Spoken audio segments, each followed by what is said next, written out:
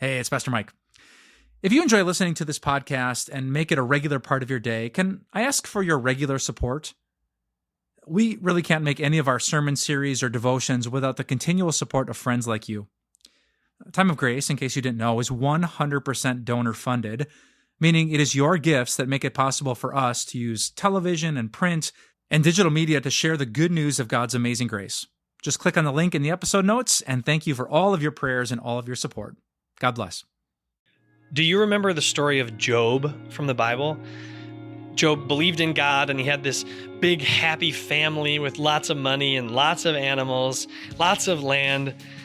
Then he lost it all. In one day, natural disasters and war took all that he loved. When Job explained why he still believed in God after all that tragedy, he said, this brilliant insight from Job chapter 2, he says, "Shall we accept good from God and not trouble?" I love that insight because it shows me what was in his heart. It shows that he knows the things he likes are part of God's plan, and the things he doesn't like can also be part of God's plan. It's all a gift from his Father who loves him. I love that those words are recorded in the Bible because they have helped millions of people deal with hard times. But sometimes I have trouble dealing with good times. You ever had this? Have you ever had it where you get a new job and somebody tries to congratulate you for it, but you push back on it a little bit? I sometimes push back on experiencing the joy that God is giving me, saying, "Oh, it's nothing." Or somebody compliments your outfit. They say, "You look great today." And you say, classic line, right? "Oh, this old thing." Sometimes when I have a reason to celebrate, I push back on experiencing the joy that God is giving me. But what's wild is you would never talk to a friend like that. Right? How awkward would that be? Your friend is showing you their new apartment. They're so excited. "Hey, look at this beautiful place." And you say, "Whatever, it's not that cool." It would be so awkward. It would be funny if it weren't so cringy. You'd never say that to a friend because it's not nice. And it's not nice when you say it to yourself either. That's why God says exactly the opposite.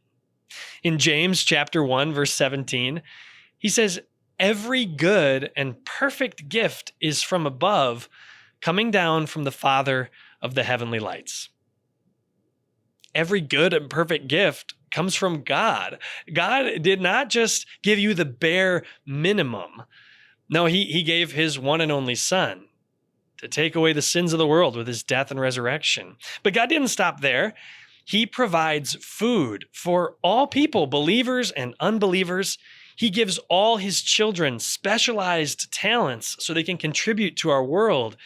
God blesses people.